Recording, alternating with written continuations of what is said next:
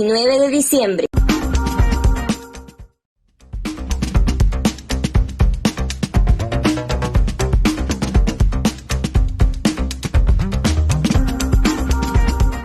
Amigos, regresamos. Esto es Conversando con el Perú a través de PBO Radio 91.9 FM, la radio con fe.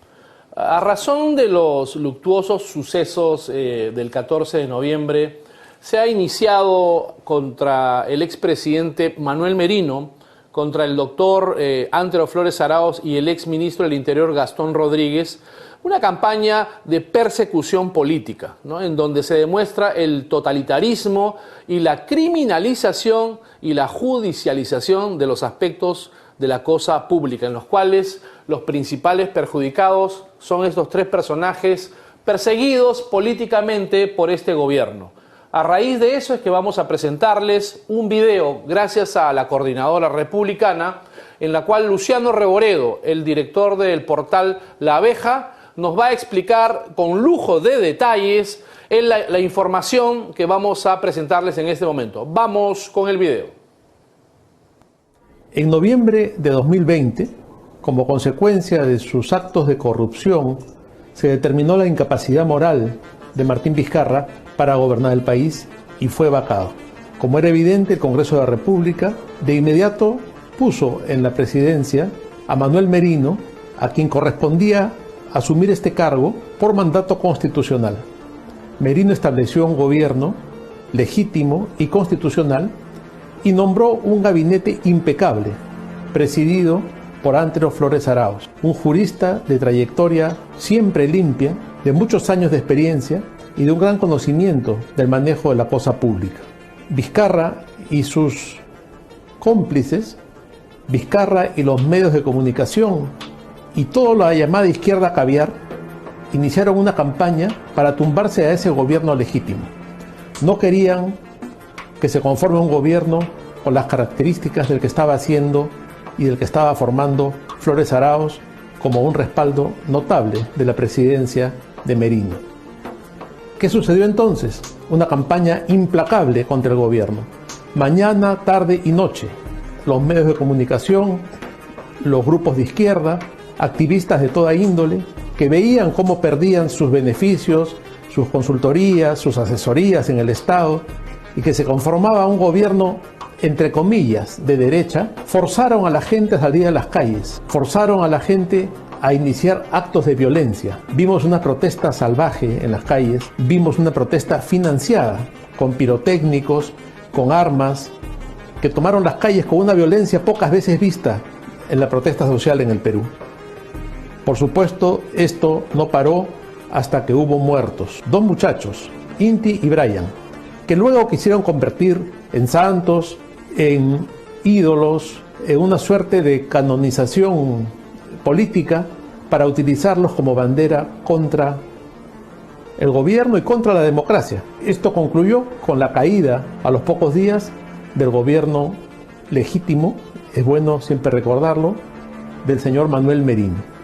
El resto es historia conocida, el gobierno de Sagasti y todas las cosas que después hemos ido sabiendo sobre los manejos de Martín Vizcarra.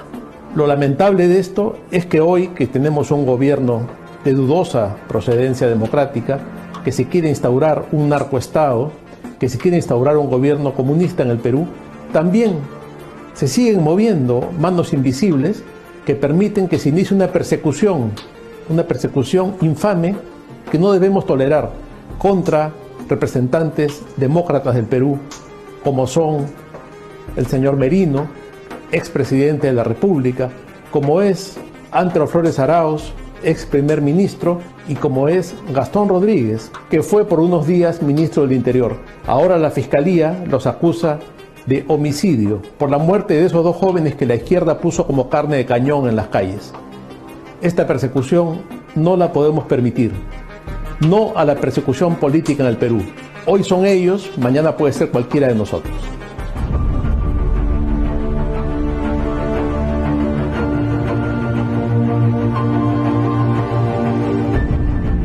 A la luz de los resultados hemos podido apreciar clarísimamente que estos grupos de manipulación mediática, estos grupos de izquierda, caviares que estaban insertados durante el gobierno del Lagarto Vizcarra, movilizaron y forzaron a todos estos jóvenes, manipulándolos mediáticamente, con el fin, Ángel, de realizar, pues llámese así, un control totalitario y evidentemente el derrocamiento, ¿no?, eventual y fáctico del presidente Merino, ¿no? En ese entonces teníamos un gabinete de lujo en comparación con este gobierno. Sí, pues, ¿no?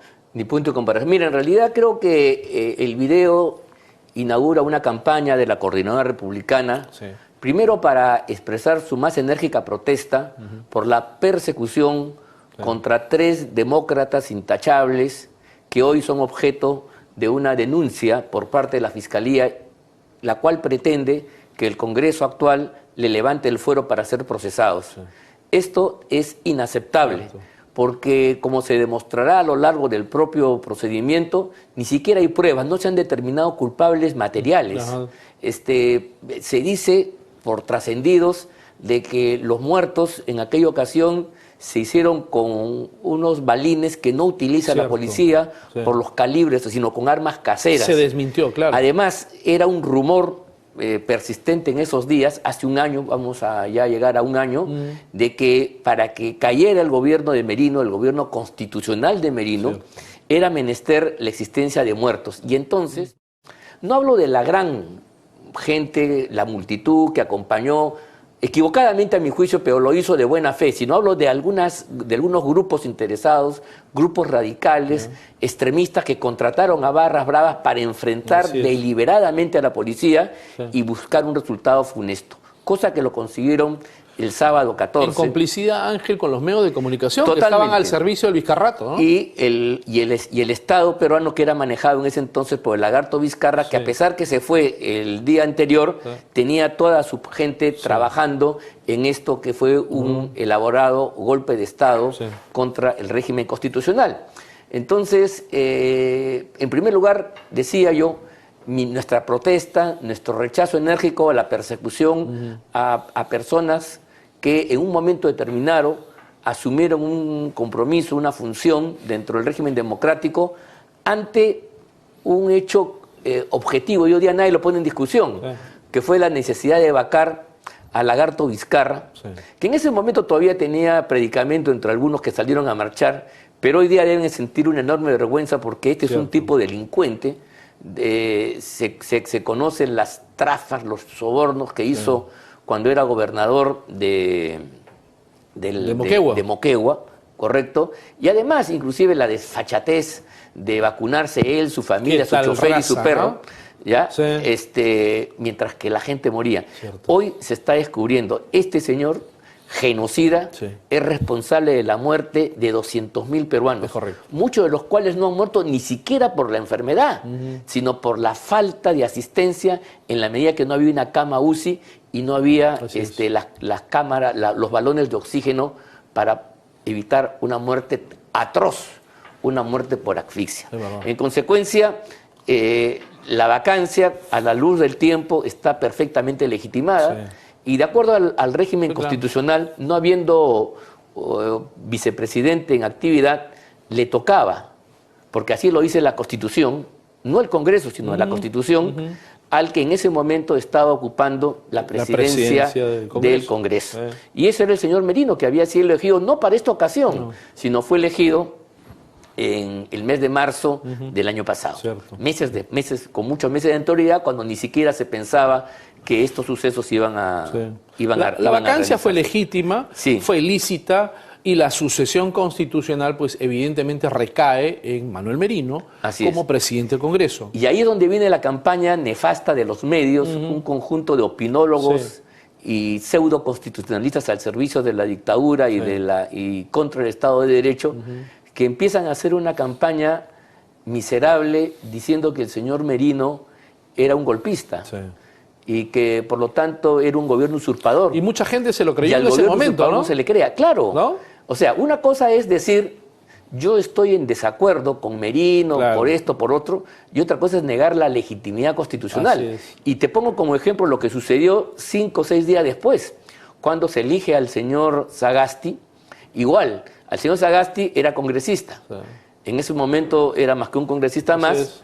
Se elige una nueva junta directiva, sí, ¿no? Él acaba como presidente del Congreso y en su calidad de presidente del Congreso asume la encargatura de la presidencia de la República. Yo discrepo a muerte con el señor Sagasti. Pero fue legítimo. Creo que es un traidor, pero tú lo has dicho. ¿No? Pero fue legítimo. Fue legítimo. O sea, a mí no se me ocurre decir que él dio un golpe de Estado. Cierto. Porque efectivamente él asciende al poder dentro de los mecanismos de la Constitución, con la diferencia que él fue nombrado ad hoc presidente para asumir la presidencia, mientras que el señor Merino lo había sido hecho desde hace 8 meses antes. Yo quiero conversar contigo, Ángel, referente al lawfare que hizo el expresidente, el lagarto Vizcarra, ¿no? Es decir, el copamiento, ¿no? Creo que tú también lo has detallado muy bien, el copamiento de todas las instituciones representativas del Estado. Poder Judicial, Ministerio Público, el Ejecutivo, el Legislativo, también a través de algunos contactos que él tenía. Es decir, toda la cosa pública manifestándose y puesta al servicio del lagarto Vizcarra, una vez que se produce la legítima vacancia de este delincuente que gobernó el Perú un poco tiempo, se produce a través de los tentáculos del poder todas las manifestaciones y las manipulaciones para una especie de venganza política que asume el expresidente Merino con las consecuencias que ya estamos viendo. No, sin duda alguna. Parte de la estrategia vizcarrista, y es que decirlo con todas sus letras, fue el copamiento del Estado a través de sus aliados, los caviares de entonces. Esa izquierda que para algunos es la A y es una izquierda democrática, entre comillas, esa izquierda que con la cual dicen algunos ingenuamente se puede convivir, esa gente son los caballos de Troya que han permitido que hoy día tengamos a Castillo. Nosotros lo dijimos desde el comienzo, hace ya casi 3 años, y eso a veces me siento mal, pero creo que hay que hacer memoria, y cuando el señor, el lagarto miserable, empezó con su campaña de demoler al Congreso, nosotros dijimos, está haciendo lo que hizo Chávez en su oportunidad en Venezuela, y nos acusaron de ser exagerados, que alucinábamos, que estábamos fuera de contexto. Antidemocráticos. Y la verdad, hoy día creo que es mucho más claro que hay una línea de continuidad entre las conductas antidemocráticas del señor Castillo, del propio Sagasti y el ascenso del gobierno que tenemos ahora. Pero digamos, Vizcarra y Sagasti crearon las condiciones, el caldo de cultivo para que venga un presidente que, si bien es cierto, fue elegido democráticamente a pesar de todos los problemas que hemos visto y que se han suscitado, y el voto anti-fujimorista contra Keiko, pues de verdad un presidente, Ángel, que no solamente no da la talla, sino que intelectualmente es absolutamente limitado, inexperto en la cosa pública y que nos está llevando clarísimamente a un abismo en el cual la gente todavía no logra comprender. Bueno, eso es lo que querían los caviares, pues poner a la persona más estúpida, tener otro Vizcarra, eso es cierto, al cual lo podían modelar. Eso es cierto. O sea, ¿te das cuenta? O sea, pones en el poder, Ángel, a un estúpido, ¿no? A un ignorante para poder manipularlo y para seguir copando la cosa pública. Y no te olvides tú que ellos manejaban encuestas, manejaban instituciones, manejaban el Jurado Nacional de Elecciones, ¿no? Y entonces, al no querer el jurado verificar las denuncias que se hicieron, hay una duda que hasta ahora subsiste sobre la legitimidad del actual presidente de la República. Y no sería extraño que eso haya sido inducido por estos sectores que, estando en el poder, abrevando del poder de modo como parásitos, ¿no? Hayan querido, ante el probable triunfo de Keiko Fujimori, hicieron todo lo posible para que este incapaz hoy día gobierne la República. O sea, eso no fue casual. Y te voy a decir más. ¿Te acuerdas tú la novela de Mario Vargas Llosa, ¿no? La conversación en la catedral. Conversación en la catedral. ¿No? Los amigos que la han leído recordarán que la novela empieza en el RIMAC, bajo el puente ahí, en una conversación que Zabalita, el autor, que es el propio Mario Vargas Llosa, es una novela autobiográfica, está libando unos tragos en un antiguo bar que se llamaba La Catedral, justamente. ¿No? De ahí viene el nombre de la novela. Bueno, y la pregunta que él hace entre los tragos con sus amigos es famosa. ¿En qué momento se jodió el Perú? Esa fue la palabra. ¿En qué momento se jodió el Perú? Correcto. Y bien, bueno, la respuesta es bien complicada. Esa es una de las grandes respuestas metafísicas y sobre eso ha habido muchos debates. Pero sí podemos decir en qué momento se jodió el Perú para que gane Castillo. Yo creo que tenemos que remontarnos a un año antes, en toda esa semana trágica, la segunda semana del mes de noviembre, entre el 9 y el 14-15, en la cual se produjo la caída de Vizcarra, el ascenso de Merino y esta turbamulta que interesadamente provocó la caída de un régimen constitucional. Ahora, psicológicamente, entonces, ese es el momento. Psicológicamente, Ángel, era fácil manipular a estas turbas, digamos, de jóvenes, de jovenzuelos que estaban en sus casas producto de la pandemia a largo tiempo, ¿no? Totalmente, estaban adormecidos. Además, el dominio hegemónico absoluto de la prensa, que vivía del presupuesto público por los avisos, el avisaje, qué sé yo, era grosero en esos tiempos. Absoluto. Prensa que estuvo dispuesta a ocultar los crímenes de Zamora, Massetti, Vizcarra, ocultando el número de muertos. Recién están saliendo el número real, 200.000 muertos. Así es. En ese momento había 25.000, ¿te acuerdas? Claro. Hace un año había 25.000. Cifras absurdas, engañosas, producto de un Vizcarra cobarde. Bueno, y así como hubo el engaño, también hubo la leyenda de que se había producido un golpe de Estado, que Vizcarra era un presidente constitucional, que el nuevo gobierno no quería hacer elecciones, etcétera, etcétera, etcétera. Cosa totalmente falsa. Pero mira tú, para que veamos cómo en ese momento se jodió el Perú y las consecuencias, es que una de las actoras importante de esa fecha, que estaba con su letrero Merino, tú no me representas, intrigando del Congreso, a pesar que era una ínfima minoría, la señora Mirta Vázquez, que se aupó en ese momento, que tomó el control, a pesar de su posición extremista de izquierda, que a nadie representaba, llegó a ser presidenta del Congreso de la República. Y el otro saurio, Sagasti, ocupaba la presidencia en la casa de Pizarro. Es decir, los grupos minúsculos, poco representativos, minoritarios, microscópicos, son los que están aupados al poder. Pero mira tú, trabajaron para esto. Y un año después, ¿cuál es el premio a la señora Mirta Vázquez por sus servicios prestados en esa oportunidad? Ser la jefa del gabinete del presidente Castillo. Esa es su recompensa. ¿O no es así? Sí, claro. Y de igual modo que se premió al abogado, que fue el que interpuso a fines también del año, que interpuso a comienzos de este año una demanda de amparo vergonzosamente dado curso por el Poder Judicial en ese momento, para impedir que se nombre a los nuevos miembros del Tribunal Constitucional, a pesar que los antiguos tenían ya más de 4 años de haber vencido su mandato. Y ese señor fue premiado y hoy es el ministro de Defensa. Entonces, la señora Mirta Vázquez es una de las beneficiadas de los sucesos luctuosos de noviembre del año pasado. Y también como el grupete y la pseudo organización política de la panfletaria Verónica Mendoza tiene 8 ministerios en este gobierno. O sea, todos los que contribuyeron a la caída de Merino, rompieron el orden democrático. Entonces, todos aquellos que los aplaudieron ahora deberían pensar mejor las cosas. Porque hagamos un análisis contrafáctico. Contrafáctico es cuando uno lee la historia y se pregunta qué cosa es lo que hubiera pasado si tal cosa que no sucedió. ¿Qué hubiera sucedido si esto no se hubiera dado y el gobierno de Merino se hubiera estabilizado? Cabe la pregunta. ¿Castillo hubiera tenido oportunidad de llegar al poder en la forma que lo hizo? Probablemente no. Probablemente no. Lo más probable es que no.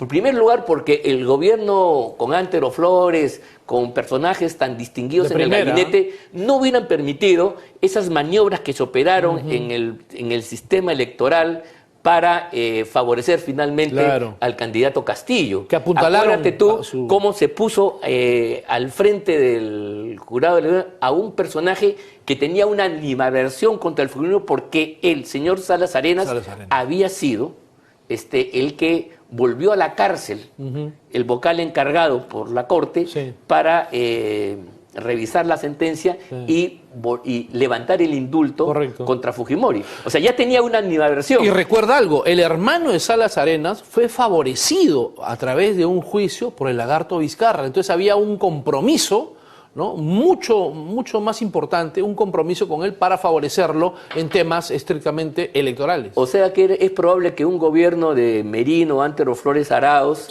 no hubieran permitido este tipo de cosas, y entonces el proceso electoral hubiera seguido un curso donde se reflejara con mayor claridad la verdadera intención de los votantes. Y unas elecciones más transparentes, ciertamente. Por cierto, eso simplemente para empezar, para no decir ya el apoyo que daban desde el Estado, las condiciones. Por ejemplo, el señor Sagasti nunca quiso siquiera hacer ninguna acción para que se pudiera revisar el proceso en términos de volver a contar y de exigir al Jurado Nacional de Elecciones que, por ejemplo, que le pida pues a la OMPE las actas donde figuraban el número de votantes, porque si en un acta determinada en Ayacucho, por ejemplo, habían votado 150 personas, ¿no? Y ahí estaban el nombre, la firma y la huella, y en el resultado electoral estaban votando 300, 400, ahí había una nulidad objetiva y absoluta. Objetiva, sí. ¿Te das cuenta? Sí, sí, sí. Y eso no se hace, ¿no? Y entonces, ahí pues, entonces, yo digo otra vez, volviendo a Mario Vargas Llosa, que en estos sucesos que vamos a conmemorar, a recordar, porque hay que también recordar los hechos infaustos para no volver a cometerlos, quizás de haber tenido otro curso, el destino del Perú no sea el que hoy estamos lamentando. Hubiera sido distinto. Quizás. Y eso que todavía hemos juzgado la luna de miel. Y como dije en la primera parte, si esta es la luna de miel, ¿cómo será lo que viene después? Los 100 días de luna de miel que se le ha otorgado a este gobierno, porque no ha habido más que nada ningún tipo de oposición antidemocrática, Ángel, pues demuestra que no tiene rumbo, demuestra que no hay brújula, que no hay un plan de gobierno, y demuestra claramente que Pedro Castillo no solamente está incapacitado para gobernar, sino no sabe dónde está parado. Pero demuestra más, demuestra que hay irresponsables, por decir traidores, que le abrieron la puerta y le pusieron una alfombra roja a Castillo para que llegara al poder. Eso es lo que tenemos nosotros que recordar a propósito de estos sucesos de la próxima semana. Y por eso es que la Coordinadora Republicana, al hacer la campaña de defensa de la libertad, no a la persecución, que no se judicialice la política, una campaña que va a tener un rebote internacional incluso, porque si esto sigue adelante y se consuma, la libertad de nosotros, la libertad, amigos de los que nos están escuchando, va a estar en peligro. Vamos a constituir un Estado totalitario. Es verdad. Nuestra suerte, en alguna medida, va a estar vinculada al destino de Merino, Flores, Antero Flores y el general Rodríguez. Creo que es muy importante por eso. Entonces, no solamente aquí es que ya en la primera parte del programa hemos analizado la desgracia que vivimos en estos 100 días, sino ahora estamos explicando el porqué, las causas, las razones. O sea, las cosas no caen del cielo, no aparecen como hongos después de la lluvia. Y mira, si no tienen explicaciones que hay que buscarlas a través del análisis político. Claro que sí. Si no luchamos por la libertad estando en libertad, no podremos luchar por la libertad estando en el cautiverio de todos estos grupos marxistas, pro-Movadef, que pretenden no solamente posicionarse del Estado, sino perennizarse en el poder a través de todas estas estrategias, todos estos subterfugios que nosotros ya estamos acostumbrados y conocemos. Claro, pues. Sí, por eso, no a la persecución política contra Antero Flores Arauz, contra el expresidente Merino, contra Gastón Rodríguez. Claro, ellos cumplieron su deber en un momento determinado. Y la criminalización de la política, algo que evidentemente los grupos comunistas saben hacer muy bien. Claro, algunos dirán, yo estaba contra Merino, yo no estoy de acuerdo con Castillo. Pero esto es como El aprendiz de brujo.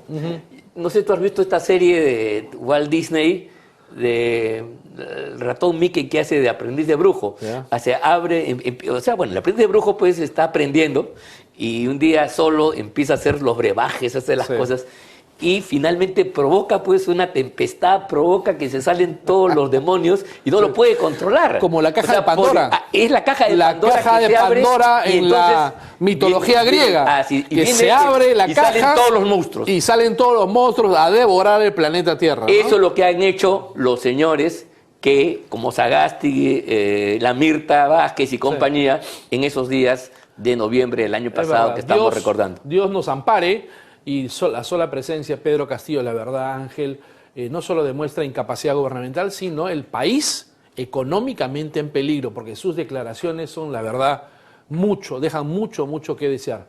Amigos, muchísimas gracias. Esto ha sido Conversando con el Perú. Mi nombre, Alberto Valla, con Ángel Delgado, hemos estado con ustedes. Muchas gracias por la sintonía y nos vemos la próxima semana, siempre en PBO Radio 91.9 FM, la radio con fe, en coproducción con la Coordinadora Republicana. Fuerte abrazo para todos, un gran abrazo. Buenas noches.